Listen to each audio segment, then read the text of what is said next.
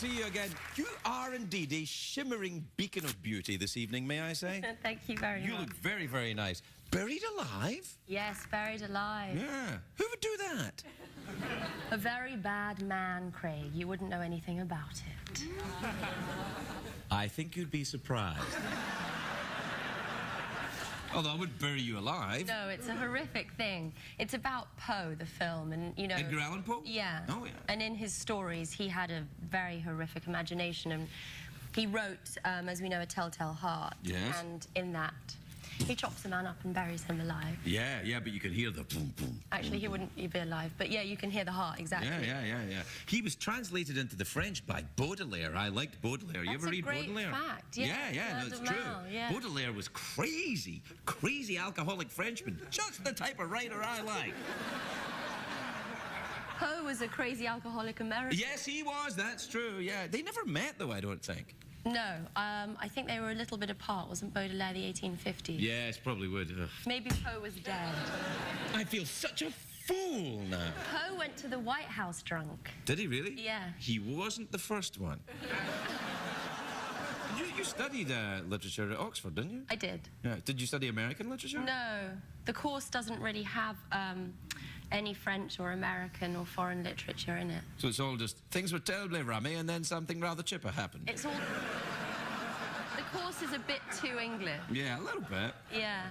Did you ever read any P.G. Wodehouse? I'm really into Wodehouse right now. Are you? I am. I don't know why. I think it's Downton Abbey's got me onto it again. What do you... Oh, Downton Abbey. Yes, I've been... Do you watch Downton Abbey? Do you watch Downton Abbey? Do you watch Downton Abbey? Do you identify with downstairs people in Downton Abbey who are servants, or upstairs who are rather terribly posh? I don't watch it, but I've been both upstairs and downstairs.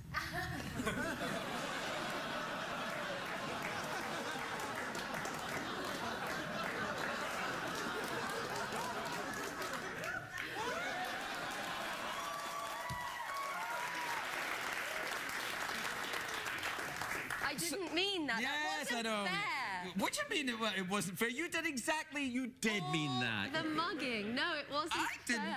didn't mug, I just did that.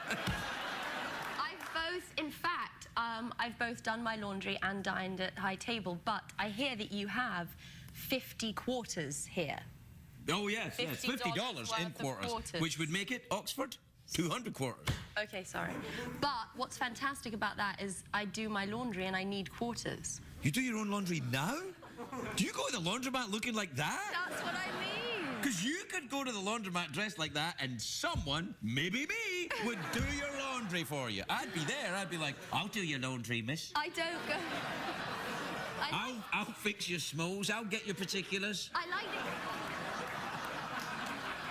He's shameless. I'll put a bit of fabric softener in for you. This is a terrible stereotype. Yes, that's what I do.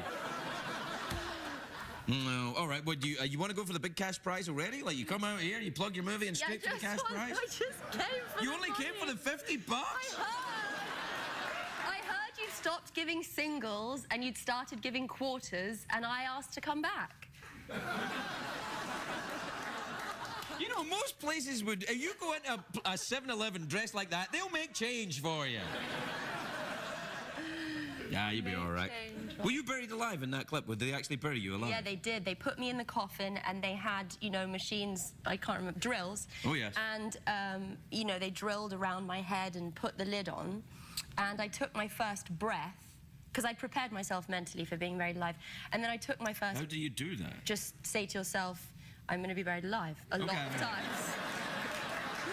And then eventually you become familiar with the idea and you sort of go through with it. Is it kind of a yoga thing?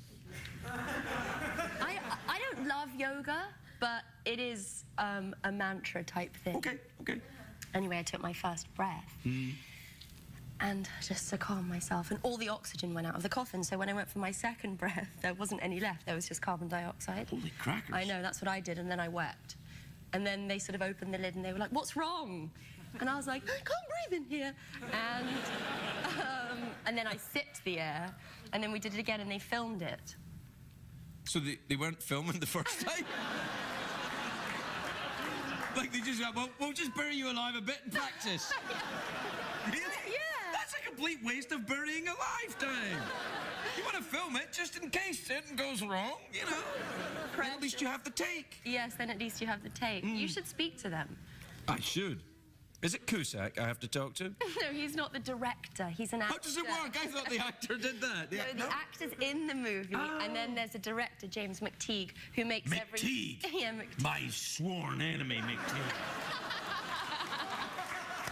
He's an Australian. He's an Australian? I knew that. Hey, we're out of time. Yeah, look, I got distracted. Like you wouldn't. Yeah. All right. Cash prize? Let's do that. What time is it, Shadow Steven? It's time for the big cash Prize, all right. $50 in American quarters. All you have to do is either answer a question or guess what's in my box. Here's how that works. I imagine a box in my head, but I don't know what's in it. Only Jeff knows what's in it. If you guess correctly, you win the $50. If you don't, something awful will happen. Is the box in your head a coffin? Well, hold on. Why? Is that what you want? Box in the head? You want a box in... You want... No, I don't want you to box me in the head. I said, do you want the question or box in my head? Well, I just already did that. Is the box in your head a coffin? Well, you don't guess what the box in my head is. You guess what's in the box in my head. Me!